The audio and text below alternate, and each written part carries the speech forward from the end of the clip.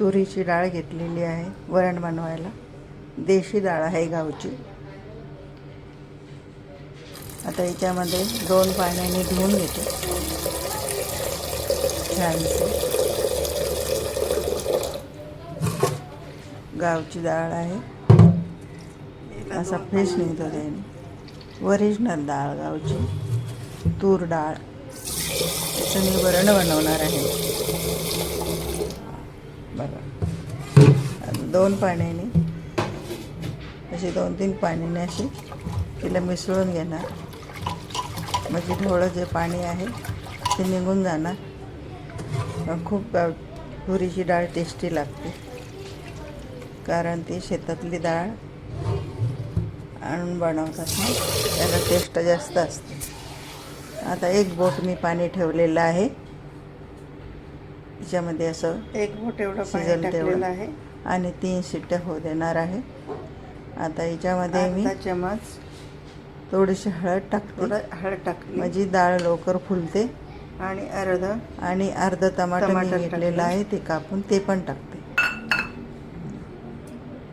आणि अर्धा चमच मी मीठ टाकते. आणि अर्धा चमच घेतलेला आहे चवीनुसार.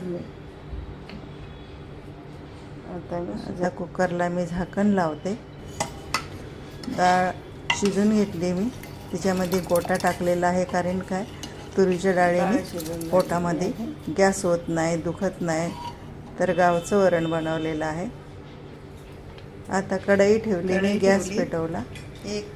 त्याच्यामध्ये मी लसूण टाकते. आता याच्यामध्ये मी थोडा ठेसून घेतला मी 4-5 पाकळ्या लसूण टाकते आणि थोडंसं तेल टाकलेलं आहे, अर्धा चमच. कारण जास्त तेल टाकलेलं नाही, माझ्या भाज्यामध्ये कमी तेल असतं.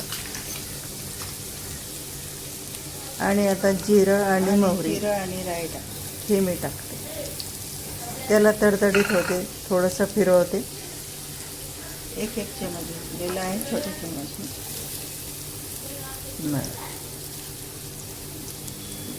आता तडतडीत झालेलं आहे, थोडंसं लालसरपणा, जास्त नाही. आता याच्यामध्ये मी 3 मिरची घेतलेली आहे सुकलेली, ती घेतलेली आहे.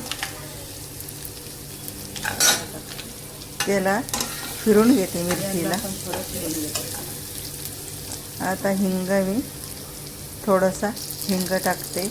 थोडा कढीपत्ता टाकला मी 4-5 पानं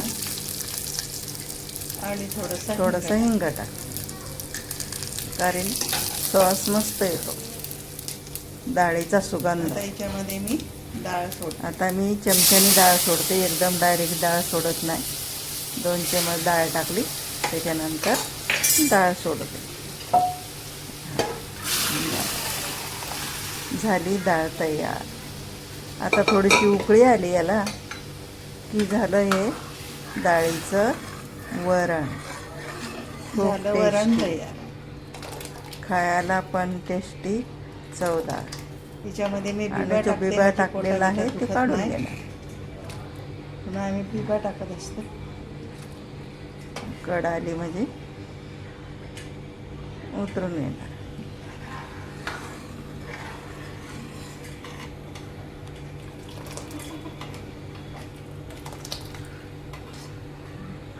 तुरीचं वरण तयार झालं.